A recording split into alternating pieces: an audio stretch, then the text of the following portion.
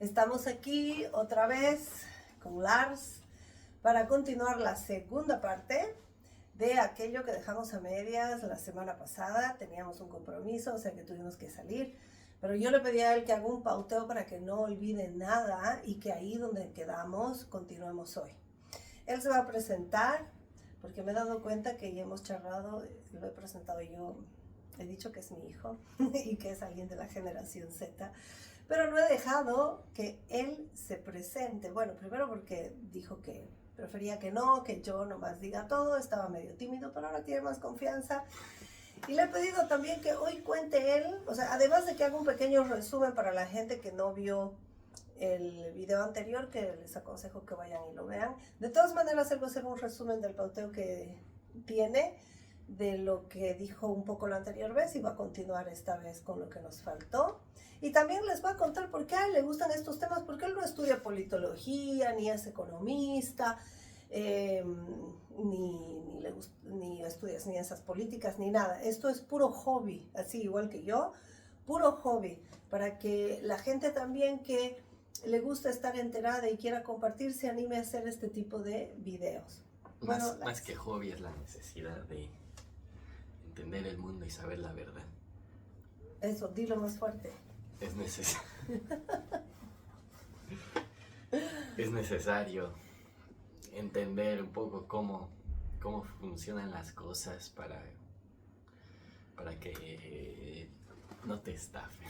Exacto, ¿no? Y él quiere inspirar a los jóvenes como él que estén enterados y que no vayan por la vida sin enterarse de cómo funciona todo, ¿no? Entonces, eso es lo que yo quiero, que él les sirva de inspiración. Una persona tan joven, ha cumplido 21 años.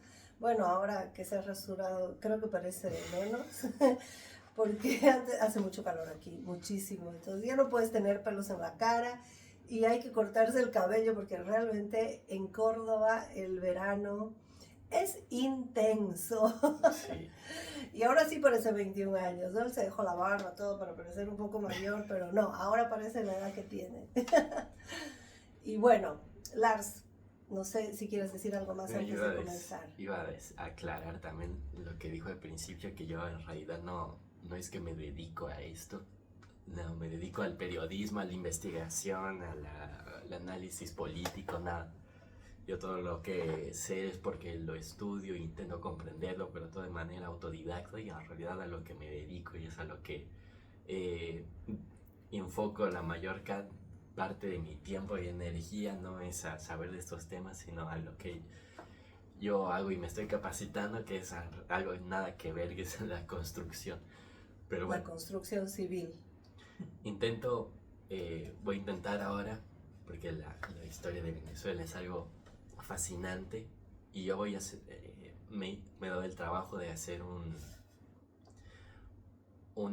texto narrativo, una especie de narrativa de una línea del tiempo, o sea, es que está ordenado cronológicamente, de los eventos de Venezuela que la llevaron hasta la asunción de Hugo Chávez. De la asunción de Hugo Chávez hasta la actual debacle que se está viviendo, y con esta invasión, esta aparente invasión que se está llevando a cabo por parte de la administración de Donald Trump hacia Venezuela, el terrible pánico que se está viviendo por parte de los mandatarios venezolanos. Incluso se habla de que Maduro está teniendo crisis nerviosas, y que en realidad esto es algo que no es difícil darse cuenta de que Maduro en realidad es una persona cobarde, y que el verdadero hombre fuerte del régimen es Diosdado Cabello. Y quien no lo está dejando escapar a Maduro es Diosdado Cabello. Exacto, ¿no? Y además que los hermanitos Rodríguez son también ahí piezas claves que están manejando todo esto. Y Jorge Rodríguez se llama, ¿no? Delcy Rodríguez es la hermana que lo intentó traicionar. Que lo intentó traicionar y venderlo a Maduro. Exacto, y el hermano Rodríguez, el varón, es psiquiatra y él es el que lo empastilla a Maduro, por si acaso, para los que no sabían. O sea que hay una cosa ahí muy, muy sórdida, pero bueno, propia de ellos y propia del socialismo del siglo XXI también, es cómo se maneja la política en Ya estos llegaremos ámbitos a del ellos. poder. Sí, ya van a llegar a ellos. Y bueno, ahora, a ver, él me ha contado cosas súper interesantes. Obviamente yo sabía un poco del tema de Venezuela y demás antes de llegar acá a Argentina a hablar con mi hijo, pero él hizo que yo vea algunas cosas que me llamaron mucho la atención. Y de todas las cosas que él me dice y me llaman la atención, le pido que lo hagamos un video. Bueno, este video es para eso. Muchas veces olvidamos el contexto que lleva a un país que entre en ese círculo vicioso de la debacle, porque no olvidemos que Venezuela sí tenía una democracia y tenía la democracia más fuerte de la región inclusive. Entonces, ¿qué es lo que lleva a un país aparentemente próspero y estable a tener una de las dictaduras por un gorila chavista que está ahí en el poder tantos años desde, bueno, Maduro está desde el 2014, puede ser. Sí, el 1998 es que entra Ese es Chávez, ¿no? Pero bueno, Chávez toda la revolución bolivariana que está desde otro el gorila, 90. ¿no? Gorila igual. Este más gorila. Maduro más gorila. Pero el otro, sí, gorila. Es como una especie de Chávez, el Lenin, y ahora Maduro, el Stalin. Sí, exactamente, ¿no? Esa misma referencia. Bueno, y Comencemos. el contexto va a ir desde el 73, que es la llamada la Venezuela Saudita, hasta el 98, que es cuando ya asume Chávez. Pero no vamos a tocar a Chávez, vamos a llegar hasta ahí. Entonces, bueno, me disculpo si leo mucho, pero no quiero olvidar nada y he hecho un texto bastante estructurado que quiero compartírselos para que entiendan. Sí, y no se pierdan en el camino. Uh-huh. Entonces, empezamos. La historia económica de Venezuela entre 1973 y 1998 es la crónica de cómo un país pasó de ser una potencia petrolera boyante con una moneda fuerte y una democracia estable, el llamado punto fijismo. Ya vamos a entrar en el punto fijismo, pero es básicamente que en Venezuela solo existían dos partidos. La AD, Acción Democrática, y el otro partido que después veremos que en realidad no duró mucho. ¿Cómo llegó esa democracia estable a un estado endeudado, con inflación galopante y un sistema político en crisis? La base de esta debacle fue el rentismo, la dependencia absoluta de la renta petrolera y el uso de los ingresos como fuente de financiamiento de un vasto sistema de subsidios e importaciones. Países monoproductores. Como casi todos de la región. Eso es Latinoamérica y África. Y el extractivismo, ¿no? Lo mismo. Bueno, la historia en este periodo de tiempo está determinada por tres grandes acontecimientos. El Viernes Negro, que es la caída de Carlos Andrés Pérez, el Gran Viraje y la crisis bancaria. ¿Quién era Carlos Andrés Pérez? Ya vamos a llegar a eso. Estos son los escalones que llevaron al colapso del modelo económico y abrieron la puerta a la radicalización política de finales de los 90, Hugo Chávez. Vamos con el primer punto, el auge de Venezuela. Todo esto que voy a decir ahora es lo que preparó el camino para que surja un representante como Chávez. Y van a ver que muchas de las medidas, errores, intentos de reenmienda son muy casi calcados a la historia de nuestros otros países de Latinoamérica. Se replica en todos los países latinoamericanos, en varios, no en todos, en varios de los países. En la mayoría, las mismas recetas, tanto en Bolivia como en Argentina, como en Paraguay, como en Chile. Brasil. Por eso este es un tema que nos incumbe a todos. Y entenderlo es muy importante porque vamos a entender nuestro propio país, ¿no? Y cómo darse cuenta de los vicios que empiezan a tener las sociedades, los sistemas, y cómo empezar a darse cuenta en tu propio país, esto ha pasado, que hay esta serie acontecimientos de sentir, porque también el factor psicológico es muy importante. Como a veces hay mismas circunstancias, pero que no detonen en esa psicosis colectiva de destruirlo todo y empezar con algo desconocido y lanzarse al agua con algo que termina mal, como fue lo que pasó con Venezuela. A veces en las que la gente no acepta o no entra en esa psicosis y por una u otra razón siempre hay esa aleatoriedad en los hechos. Pero también hay que olvidar que también existe la ingeniería social y que a este punto ya está en los más altos niveles que se ha experimentado. Entonces hay formas de detonar esa psicosis colectiva necesaria para... Como lo que hicieron con la pandemia, ¿no? Entonces lo mismo que la ingeniería social ha hecho con la pandemia, lo mismo lo hace a todo nivel, ¿no? Y si entienden lo que está pasando ahora, ¿qué podemos hacer? No repetir las mismas conductas, entender lo que pasó y cambiar de conductas ante un mismo evento, para así haber aprendido de lo sucedido, de la historia.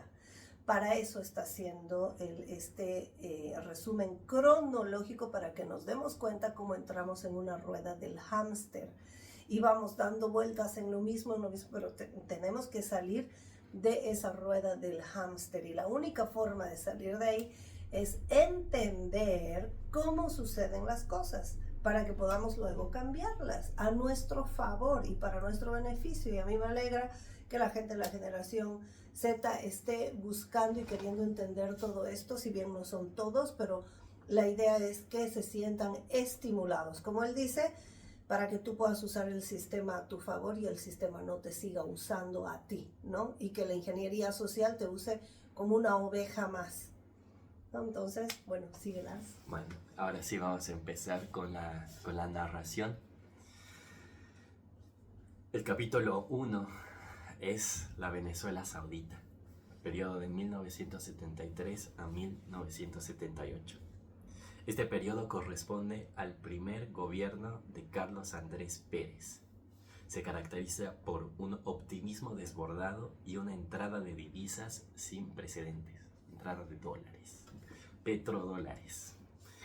El detonante, la crisis del petróleo de 1973. Esto es un hecho muy afortunado para la Venezuela de esa época, que como había dicho en el video anterior y ahora lo recalco porque es un dato importante, Venezuela tiene un montón de petróleo, eso es verdad. Un mar de petróleo debajo de su tierra, es un mar de petróleo lo que tiene Venezuela. Pero tiene un lado B, que es un petróleo, un crudo caro, porque es de difícil extracción. Hay que cavar muy profundo y no es como el que hay en Medio Oriente, que cavas un hueco y sale petróleo. Aquí hay que hacer un fracking de verdad.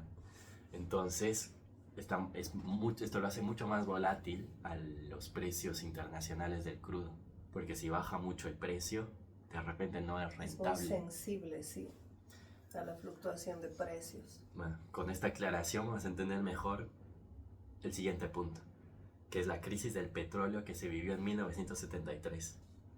A raíz de la guerra de Yom Kippur y el embargo petrolero árabe, los precios del barril de petróleo se cuadriplicaron.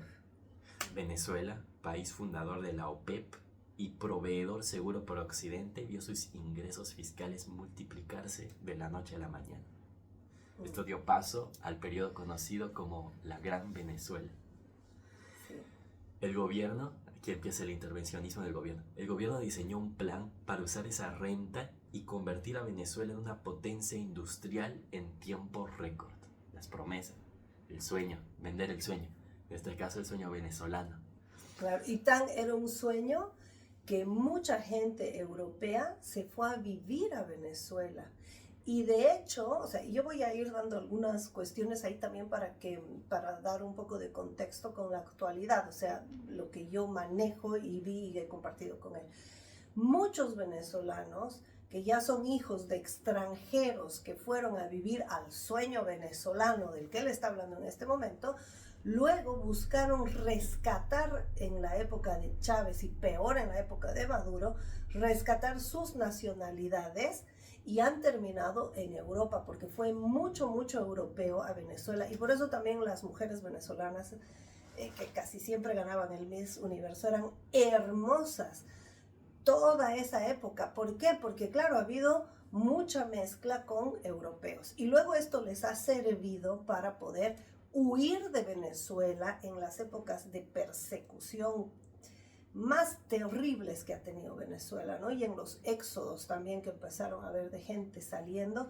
Entonces han usado eso también. Ahí acotando a esto que él dice, ¿no? Realmente había un gran sueño venezolano que incluso los europeos se pegaron a ese sueño. Se decía que iban a avanzar 20 años en 5, en una gestión. Así es. ¿Y qué medidas se tomaron durante este plan, este diseño? Primero, nacionalizaciones. Se nacionalizó el hierro en 1975 y nace la gran empresa petrolera PDVSA. Que además hasta ahora legalmente en su constitución del Estado dice que es la única empresa que tiene que ser de los venezolanos y para los venezolanos y recibir ellos los beneficios. Eso es lo que siempre se dice y es una creencia que realmente hace mucho mal y que hay que acabarla de raíz. Que lo que es del gobierno es de todos. Completamente falso. Es del gobierno de turno, de los políticos de turno. No, ni siquiera del gobierno de turno, porque más allá de quien está gobernando durante el periodo, hay una oligarquía que siempre está ahí, el famoso estado profundo, que es inmutable, que en el caso de Maduro, más allá de Maduro, está Diosdado Cabello, por ejemplo. Y otros. Y otros. Son entes inmutables del régimen. Y esto es, bueno, porque ahora es una dictadura, entonces digo que es un poco obvio decir. Pero en nuestras democracias uno se pone a observar. El poder detrás del trono. Y aquí hay una forma muy útil de dar con estas personas que son realmente la mano fuerte dentro de un país, esta oligarquía, que es siguiendo la ruta del dinero. ¿Quién financia los partidos? ¿Quién financia los proyectos? ¿De dónde sale los fondos? El dinero siempre, la liquidez siempre es clave. Así es. Pero bueno, con esta primera medida, el Estado ya se hizo con el control de la economía, de los recursos estratégicos de toda una nación. El siguiente punto fue el gasto público masivo. Se invirtió en obras faraónicas como represas, industrias básicas en Guayaná e infraestructura. Después se aplicó la clásica fórmula keynesiana. Hubo pleno empleo y subsidios para aumentar el consumo. El Estado se convirtió en el gran empleador. Se subsidiaron alimentos, gasolina y servicios para mantener la paz social. Esto también es importante porque esto es aumentarle el poder que tiene el gobierno, porque ahora no solo el gobierno maneja los recursos estratégicos y la economía, sino que también maneja el sustento de la población. De tú como individuo ahora también dependes más directamente del gobierno. Y ahí surge el Estado paternalista y la dependencia del Estado y esta falsa sensación del Estado benefactor y que nos da nuestros beneficios y por eso queremos que siga ahí y que cada vez se haga cargo de más cosas en nuestra vida, porque en apariencia lo hace bien. ¿Y cuál fue el síntoma, la enfermedad que causó esto? La famosa enfermedad holandesa. Este fenómeno económico es clave. La entrada masiva de dólares apreció la moneda local. El bolívar estaba fijo a 4.3 cada dólar. ¿Qué? Importar era extremadamente barato. Sí, ¿no? Igual que en Bolivia, ¿no? 6.96 se ha mantenido ¿cuántos años? Es la misma receta, como él dice, es una receta. Importar era extremadamente barato. Esto hizo que la agricultura y la industria nacional no petrolera quebraron porque no podían competir con los productos importados. Y el resultado fue que Venezuela se volvió adicta a las importaciones y dependiente al 100% de la renta petrolera. Esto también pasó en Bolivia. Sí, y ahí también el contrabando, ¿no? O sea, es que todo es un círculo vicioso. Un dato clave es que a pesar de los ingresos gigantescos, el gobierno de Carlos Andrés Pérez se endeudó masivamente, apostando a que los precios del petróleo seguirían subiendo indefinidamente. Esto es insólito, porque habían cuadriplicados en los precios del petróleo, porque había un conflicto, el Yom Kippur. El precio del petróleo se disparó por un embargo, por una guerra. Las guerras tienen principio y fin.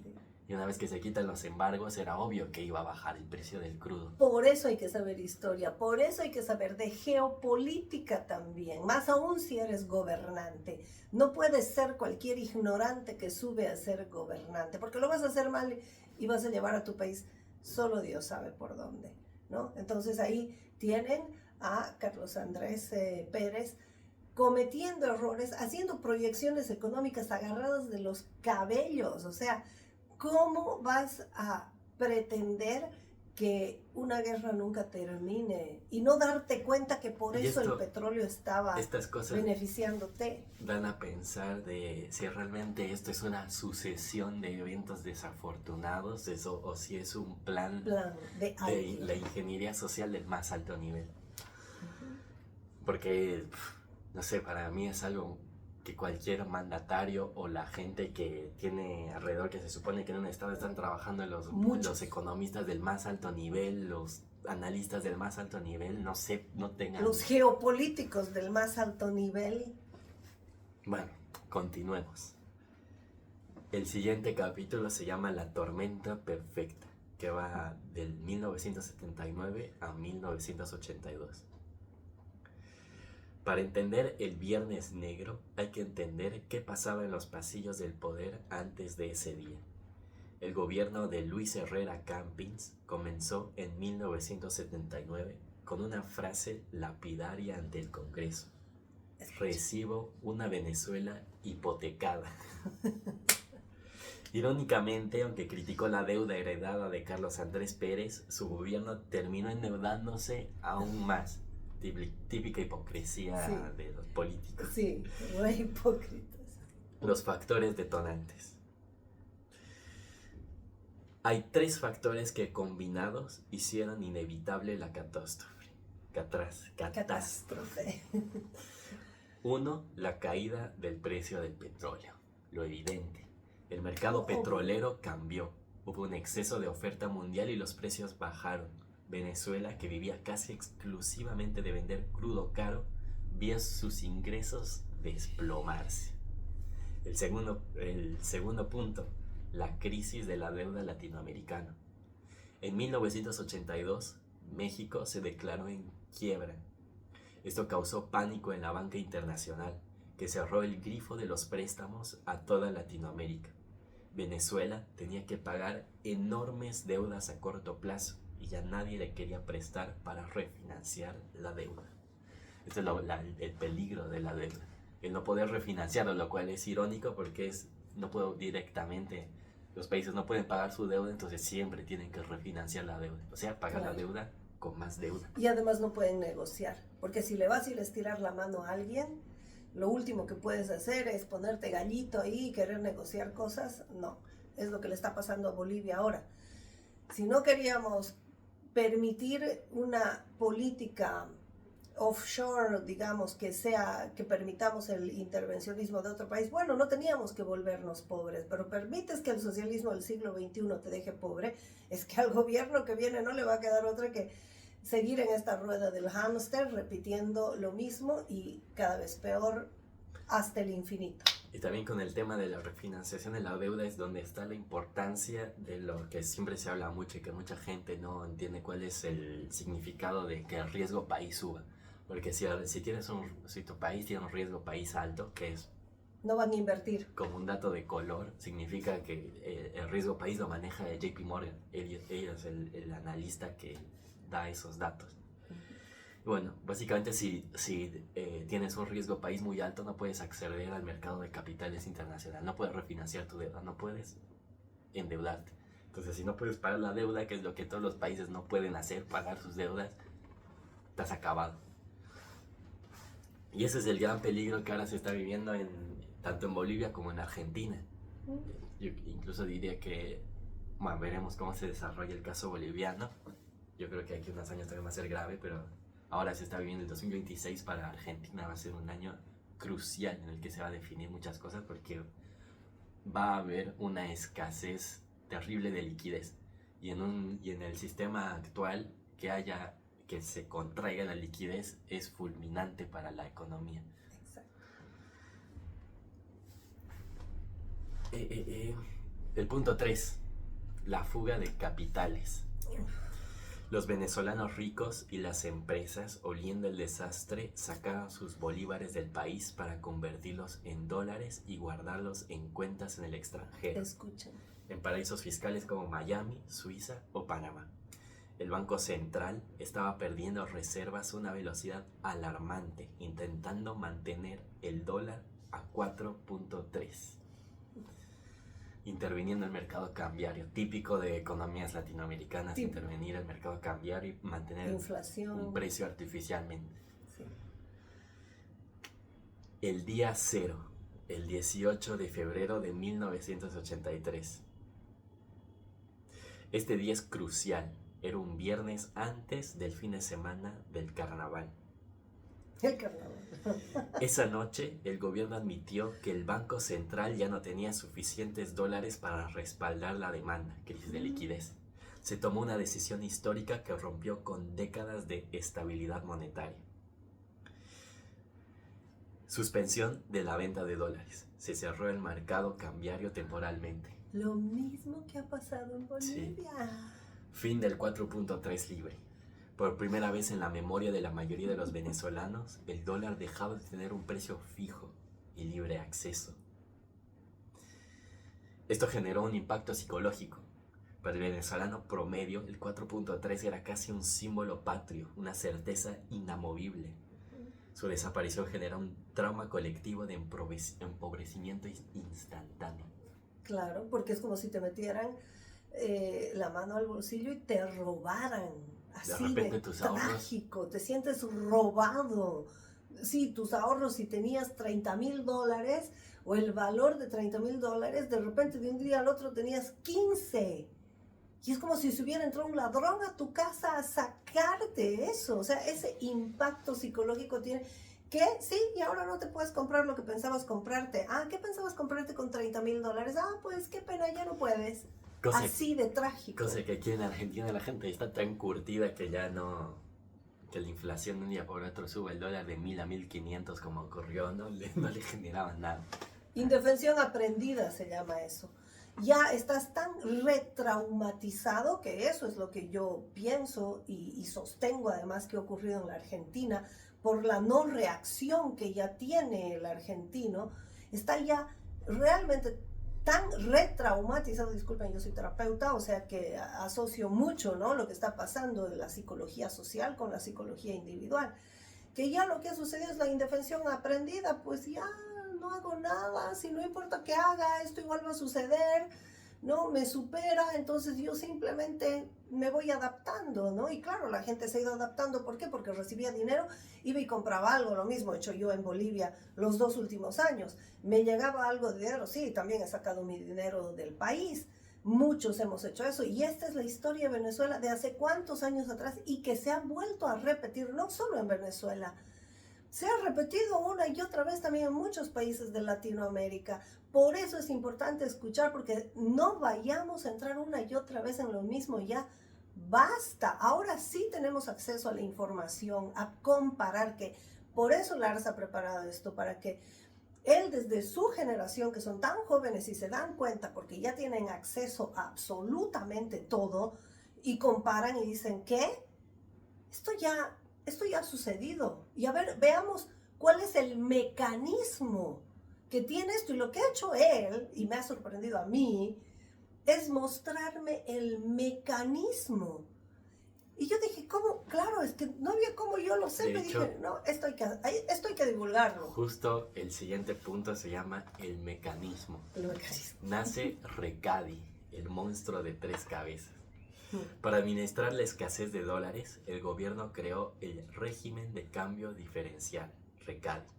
Este sistema es el corazón de la corrupción de la década de los 80. ¿Cómo lo hacían? Con un dólar preferencial que seguía a 4.3 solo para bienes esenciales, alimentos y medicinas, y deuda pública como dato de color. El gobierno decidía quién lo recibía y quién no. Imagínense. Después había una segunda línea de preferenciales, que era el llamado dólar intermedio, que estaba a 6 bolívares. Esto era para importaciones no esenciales, pero necesarias. Y después, para la gente común, estaba el dólar flotante, el mercado negro. Su precio se disparó inmediatamente a 7, a 12 y después a 15 bolívares y siguió subiendo. Era el precio real del bolívar. Claro, ese era el precio real. Y esta es la gran estafa de Recadi. Ahora vamos a ver la corrupción estructural de este sistema. El negocio era que si tenías amigos en el gobierno, comprabas un dólar a 4.3 con excusa de importar trigo, por ejemplo, y lo vendías en el mercado negro a 15 o a 20 bolívares. Entonces, el famoso carry trade de toda la vida. Claro. Sobre facturación. Se importaban contenedores llenos de chatarra o piedras y los facturaban como maquinaria de alta tecnología para obtener dólares baratos y robarse la diferencia. ¿Y cuál fue el resultado de esta medida? Se fugaron miles de millones de dólares del patrimonio público a cuentas privadas, mientras el pueblo sufría la inflación. Así es. Y lo mismo está ocurriendo ahora en Bolivia. Y lo mismo ocurrió con el 21060 y con muchas cosas mal aplicadas, que los que más sufren son los más pobres. Y luego también ahí están creando esos Frankenstein que luego no saben ya cómo contener, pero es lo que ellos mismos producen, ¿no? El siguiente punto se llama el fin de una era. El Viernes Negro no fue solo un evento de un día, sino el inicio de una recesión que duró años, la famosa década perdida. Este fue el fin del "está barato, dame dos", como decían los venezolanos. El poder adquisitivo del venezolano se pulverizó. Viajar a Miami, comprar electrodomésticos importados o autos nuevos se volvió un lujo inalcanzable para la clase media, que comenzó su proceso de empobrecimiento. Ya empezó a haber una inflación estructural. Antes de 1983, la inflación en Venezuela era mínima, similar incluso a la de Estados Unidos o Europa. Después del Viernes Negro, los precios comenzaron a subir descontroladamente año tras año, ya que los comerciantes ajustaban sus precios al valor del dólar paralelo, no al oficial, como es natural. Claro. Impacto político. La popularidad de Luis Herrera Campins y del partido COPEI, que es el otro partido de este bipartido que había en estado punto fijista, democracia punto fijista. Cuando se unió el COPEI, facilitó el regreso de Acción Democrática al poder, con Jaime Lucinchi en 1984. Quien en lugar de corregir el problema, mantuvo el esquema de controles y corrupción, profundizando la crisis hasta que explotó a Carlos Andrés Pérez, que volvió a asumir en 1989. Ahora vamos a ver, porque este fue el periodo del neoliberalismo y del endeudamiento con el FMI y el apego a las medidas que estaban dadas por el que llamaron el paquetazo.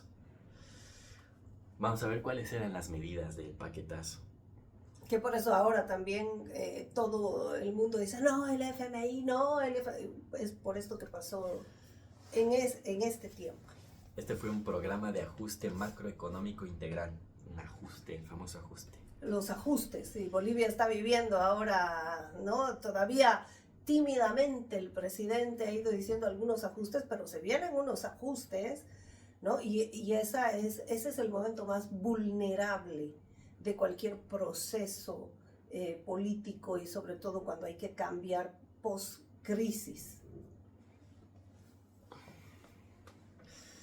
Este acuerdo con el FMI fue mediante una carta de intención y el Fondo Monetario Internacional le entregó 4.5 millones de dólares.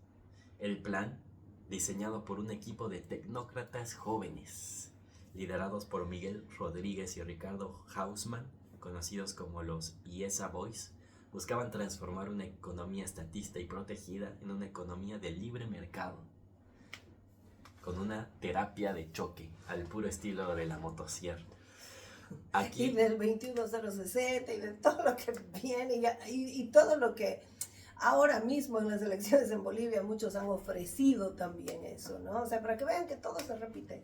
Aquí están los 4 pilares fundamentales de estas medidas anunciadas el 16 de febrero de 1989. Ya nos acercamos a Chávez. Política cambiaria, el fin de la ilusión.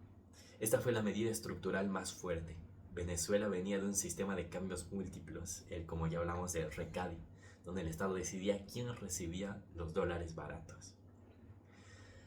El dólar se unificó y se añadió una flotación del dólar. Se eliminó el control de cambio. El precio del dólar dejó de ser fijado por el gobierno y pasó a ser determinado por la oferta y demanda en el mercado libre. El efecto inmediato de esto fue que el dólar se disparó de 14.5 bolívares a 40 bolívares en pocos días. Esto encareció automáticamente todas las importaciones y la deuda privada, pero eliminó la corrupción de RECADI. El segundo punto del FMI fue para la política fiscal y de precios. El objetivo era reducir el inmenso déficit fiscal. El gobierno gastaba mucho más de lo que recaudaba. ¿Qué se hizo?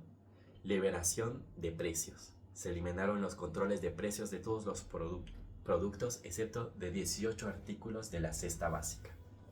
Hasta ese momento, el gobierno fijaba el precio de todo, desde la harina hasta el papel higiénico. Aumento de la gasolina. Se decretó un aumento del 30% en el precio de la gasolina, con aumentos progresivos planificados para el futuro. Aunque esto como un detalle, aunque el aumento en bolívares parecía bajo, implicaba un aumento en los costos operativos del transporte público. Es una cadena. Los transportistas trasladaron inmediatamente este costo al pasaje, aumentando un 100% más de forma arbitraria, lo que prendió la mecha del Caracazo. Aumento de servicios públicos, tarifas de electricidad, teléfono y agua subían progresivamente para cubrir sus costos reales. Este fue otro de los detonantes. Otro de los pedidos del FMI, que aumenten los servicios públicos. Y detonantes de las protestas luego, ¿no? Otro de esos puntos pedidos por el FMI era la congelación de cargos públicos. Se prohibió contratar nuevo personal en la administración pública para achicar el Estado. Claro, dejar de ser una gran agencia de empleo, ¿no? Entonces, claro, cuando la población está acostumbrada a que el Estado sea la agencia de empleo más grande del país, es difícil cambiar esa conducta. Con respecto a la política comercial, viene la apertura. Se buscaba obligar a la industria nacional a competir o morir, bajo la teoría de que esto bajaría los precios a largo plazo. Primero hubo una reducción de aranceles. Se bajaron drásticamente los impuestos a las importaciones. El plan era bajar el tope arancelario progresivamente, hasta llegar al 20% en 1993. Eliminación de permisos. Se eliminaron las notas de importación y licencias que permitían a burócratas decidir qué entraba y qué no entraba al país. Y todo esto era pedido del FMI, ¿no? Como cuarto para punto, que funcione supuestamente la economía. Como cuarto punto era para la política monetaria y financiera. Liberación de las tasas de interés. Antes, el Banco Central fijaba las tasas de los bancos. Con la medida, las tasas se liberaron para que fueran positivas, superiores a la inflación. El objetivo era frenar la fuga de capitales y fomentar el ahorro. La consecuencia, lo que pasó, fue que los créditos se volvieron impagables para muchas empresas y familias. Las tasas subieron del 13% al 40% más. Quiebra. Y ahora aquí entramos en por qué falló la implementación de medidas que a priori parecerían racionales. Para la macroeconomía, ¿no? Otra cosa es la microeconomía. Que al final somos los que terminamos pagando todos los platos rotos. Y muchas veces no tenemos los fondos para pagar los platos rotos. Exacto. Los economistas suelen señalar que el problema no fue necesariamente la teoría económica, sino la secuencia y la falta de compensación social. El desfase temporal. Las medidas de dolor, aumento de precios y gasolina se aplicaron inmediatamente. Sin embargo, las medidas de alivio, los subsidios directos, becas alimentarias y aumentos de sueldos se implementaron tarde o de forma ineficiente debido a la burocracia. Todo está conectado. Todo. El factor psicológico. El gobierno de Carlos Andrés Pérez anunció estas medidas como necesarias, pero no preparó a la población que venía de escuchar promesas de abundancia en la campaña electoral solo meses antes. La gente esperaba como volvía al poder Carlos Andrés Pérez y venía de su anterior mandato, que fue la famosa Venezuela saudí, esperaban lo mismo, pero claro, el contexto ya no era el mismo.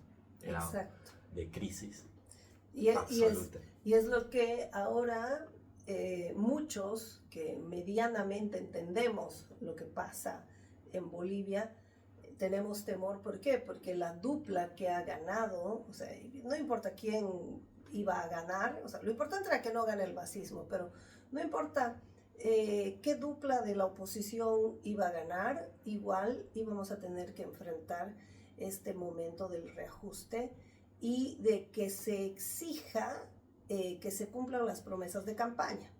Lamentablemente, Rodrigo Paz y Edman Lara han hecho unos ofrecimientos, que es lo mismo que cuenta ahora él, la demagogia de la época de campaña electoral, y que claro, inevitablemente, o sea, le estás diciendo a toda una población en crisis que todo va a mejorar, que no, que nosotros sí vamos a conseguir, y la verdad es que todo esto con suerte va a durar un año, y después viene una caída estrepitosa, que es inevitable. Pero ese es el problema de prometer, crear una gran expectativa, porque ese es el problema. Entonces no estás preparando psicológicamente a la población.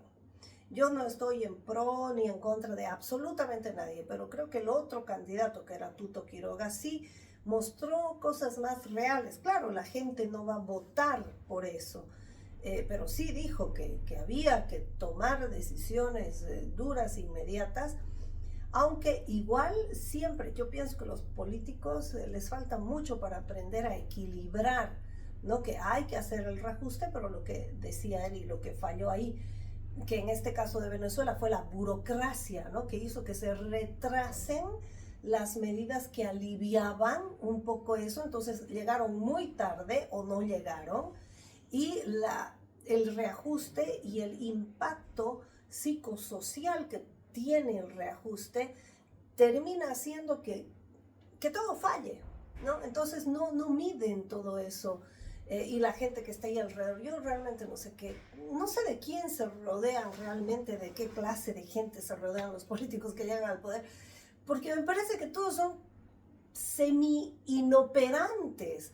Y sí lo son. Porque no son cosas difíciles de ver. Ellos no son quienes toman las decisiones. Sí, pero en fin, sigamos. Va a seguir contándonos qué más, que es igual a lo que está pasando ahora en Bolivia. Otro punto por el que se acusa que falló en la implementación de las exigencias del FMI es porque apareció una cartelización.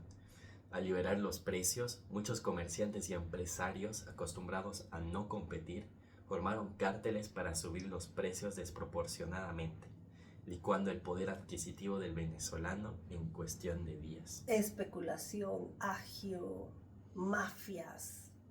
Ahí está. Como dato técnico, el plan original incluye un impuesto al valor agregado, al IVA, para modernizar la recaudación, pero fue tan impopular que el Congreso lo bloqueó inicialmente, dejando al gobierno dependiendo aún más del ingreso del petróleo y de la devaluación. Ahora vamos a empezar a indagar en la crisis bancaria que empezó en 1994. Y todo esto ya era el neoliberalismo, ¿no? Por si acaso. O sea, esto es la época neoliberal. O sea, los grandes errores y desaciertos también del neoliberalismo Es que era parte del plan. Claro, o sea, Lars lo que me ha explicado es eso. Desestabilizas a la... Primero, desestabilizas. Es que hay que entender que es más fácil como ente internacional ir a atacar a una nación si tiene un gobierno, un estado grande, que si tiene un estado chico. Porque si tiene un estado chico tienes que tratar con más personas. Si hay un estado grande tienes que tratar con 20 o 30 como mucho, que son los que manejan todo. Entonces, ¿qué pareciera esto? Engordar el estado, engordarlo y después quitarle todo de golpe y que obviamente va a colapsar la economía entera con hacer caer a 4 o 5 que están ahí arriba. Exacto, o sea que y eso deberían saber, y por eso es que los ciudadanos tenemos que liberarnos de los bonos del Estado, de depender del Estado, del empleo del Estado. Mientras menos dependamos del Estado como individuo y menos lo tengamos de socio ni nada, vamos a ser más libres y vamos a poder prosperar cada uno por sus propios medios, porque todos tenemos la capacidad. Solo los socialismos y el comunismo nos ha hecho creer que nuestra prosperidad depende de cuán bien le vaya al Estado, y eso es mentira. Podemos estar exentos de cuán bien o mal le vaya al Estado, y en todo caso igual nos podemos mover de Estado, porque de eso se trata, que tomemos nuevamente el poder, porque está visto que esto que, como dice Lars, es parte de un plan. Tanto de que los neoliberales hayan hecho eso, como que luego el socialismo del siglo XXI haya hecho lo que le tocaba hacer. Y ahora que estamos virando otra vez, o sea, seguimos dando vueltas así en un círculo vicioso, que si no tomamos decisión, primero, si no nos damos cuenta, el paso número 1 es me doy cuenta de lo que está pasando. Y solo con la historia de Venezuela podemos darnos cuenta de lo que está pasando en todos los países y cómo seguimos repitiendo absolutamente todo década tras década. Sigue. Que ya llegamos a el estallido, la quiebra en cadena, que pasó de 1994 al 95. La crisis inició con el colapso del Banco Latino y se propagó rápidamente por el sistema, generando un pánico generalizado. El Banco Latino quebró en enero de 1994. ¿Y qué hizo el Estado? Intervino al Banco Latino, que para ese momento era uno de los bancos más grandes y prominentes del país, manejando cerca del 10% de los depósitos totales. Esto generó pánico. La intervención y la consecuente retención de los depósitos de cientos de miles de clientes desató una corrida bancaria generalizada. La gente perdió la fe y corrió a sacar su dinero de otros bancos, especialmente de aquellos que mostraban vulnerabilidad. La expansión de la crisis. La crisis se expandió por efecto contagio, riesgo sistémico. Otros grandes bancos, como el Banco Consolidado y el Banco de Venezuela, también sufrieron corridas masivas, obligando al Estado a inyectarles auxilio financiero o a intervenir con dinero que no tenía el gobierno. Entonces, ¿cómo financias con gobierno que no tiene? Imprimiendo billetes, total es gratis. No le robas por un lado, le robas por el otro al ciudadano. En total, más de 10 instituciones financieras, incluyendo bancos, comerciales, hipotecarios y de inversión, que representaban casi la mitad de los depósitos del país, fueron intervenidos o liquidados. Las consecuencias, el costo histórico. El colapso financiero de 1994 se tradujo en una de las crisis más costosas de la historia de Latinoamérica en términos de porcentaje del PBI. El costo fiscal, el robo a los Robin Hood inverso. Gasto de rescate. El Estado, a través del Fondo de Garantía de Depósitos, FOGADE, tuvo que inyectar recursos por un monto estimado entre el 14 y el 16% del PBI. Imagínense. Esto se tradujo a más de 1 billón de bolívares en ayudas a bancos.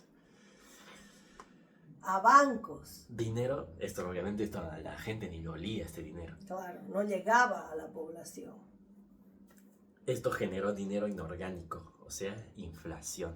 Para financiar este rescate masivo de los depósitos, el Estado tuvo que emitir dinero inorgánico, sin respaldo en riqueza real, lo que provocó un aumento brutal de la inflación, casi del 71% en 1994. Esto consumió los ahorros del venezolano común. Como se señaló en la época, fue un Robin Hood a la inversa. Se usó dinero público para salvar a banqueros irresponsables y el costo fue pagado por toda la sociedad a través del impuesto más regresivo, la inflación. Eso debería que tenerlo siempre en cuenta. Sí. La inflación es un impuesto encubierto. Sí, la inflación es, te están robando. Es que es la palabra. Inflación es, te voy a robar, pero le voy a poner un nombre no de robo, sino de inflación y te estoy sacando el dinero del bolsillo, el dinero de tu trabajo y te estoy obligando a ser mi socio, o sea, eso nos dice el Estado. Te estoy obligando a que hagas sociedad conmigo y la mitad de lo que vas a ganar o más me lo vas a dar a mí, te guste o no me guste o no te guste. Pagues impuesto o no pagues impuesto. Si pagas impuesto o no, da lo mismo, porque yo con la inflación te lo voy a sacar igual. Y si pagas impuesto, entonces te saco por doble partida. Esa es la realidad. Ahora viene el intervencionismo estatal, el llamado Calderazo. Ante la gravedad de la crisis, el gobierno de Caldera suspendió temporalmente varias garantías constitucionales, lo que se conoció popularmente como el Calderazo, en julio de 1994. Se impulsó un nuevo control de cambio y un control de precios, revirtiendo las medidas liberales del Gran Viraje, que fue como llamaron al periodo del neoliberalismo y de las medidas del FMI. Las consecuencias política y social, y ya estamos por terminar. Esto creó en el sentimiento de la gente una desconfianza total. La crisis destruyó la confianza en las instituciones financieras y políticas. Los banqueros responsables de las quiebras huyeron del país sin ser juzgados, lo que consolidó la percepción de impunidad y la connivencia entre el poder económico y el político. Y por eso el neoliberalismo fue repudiado también en Venezuela primero, luego en Bolivia. ¿Por qué? Porque protegía al que más tenía, pero no al que menos tenía. Y esa sensación se repitió también en Bolivia después del 21060. Entonces, todo está conectado. Es, como dijo Lars, una receta. ¿De dónde vino la receta? Eso también es súper interesante saber, no lo vamos a hablar ahora, pero es una receta. Ya hablaremos de los numerosos viajes de Chávez a Estados Unidos, sus reuniones secretas con George Soros, de sus idas y venidas a la televisión internacional diciendo que no entendía por qué la gente le tenía miedo. Si él pensaba instaurar de nuevo la democracia en Venezuela. Ya entraremos en todo eso. Exactamente. Bueno, y de hecho este último punto de mi línea del tiempo se llama Ruta al Chavismo. La crisis bancaria es considerada como el último clavo en el ataúd del sistema democrático punto fijista. El enorme costo social, la inflación, la impunidad y la creciente desigualdad que generó abrieron el camino para el posterior ascenso de Hugo Chávez en las elecciones de 1998, quien capitalizó el descontento contra la clase política tradicional y los banqueros prófugos. Exacto. Y lo mismo pasó en Bolivia también con Evo Morales, ¿no? El hartazgo de ver cómo se llama la puerta giratoria, los mismos viejos políticos, exacto, la casta. Por eso es que en Bolivia ya esos viejos políticos, y estoy hablando de esos políticos que ya tienen más de 55 años, no tienen que volver a presentarse. ¿Por qué? Porque crean esta sensación en la población de que simplemente quieren seguir siendo los mismos, dando así la vuelta, ¿no? La puerta giratoria de la política, y que no dejan que nuevas ideas, gente visionaria, que también es preparada, ¿no? Que se están dando cuenta de muchas cosas, que tienen nuevas propuestas porque ya el mundo está cambiando, y además gente que se está dando cuenta de cómo ha funcionado hasta ahora. Pero si esos viejos políticos siguen queriendo ser la cabeza y ya voy a poner alguno nuevo por ahí, a ver, una cara joven, metamos caras jóvenes para que aparentemos, pero yo sigo siendo el que va a marcar los lineamientos. Entonces, mientras siga pasando eso, la gente se va a volver a hartar y una y otra vez va a volver a suceder lo mismo. Entonces, la idea no es que vuelva el socialismo del siglo XXI, pero sí que empecemos a hacer un cambio más profundo. Y con eso terminamos el video de hoy. Va a seguir su línea del tiempo, Lars. Vamos a tratar de hacerlo en estos días antes de que yo vuelva a Bolivia, para que podamos hacerlo los dos juntos aquí en la cámara como hasta ahora. ¡Chao!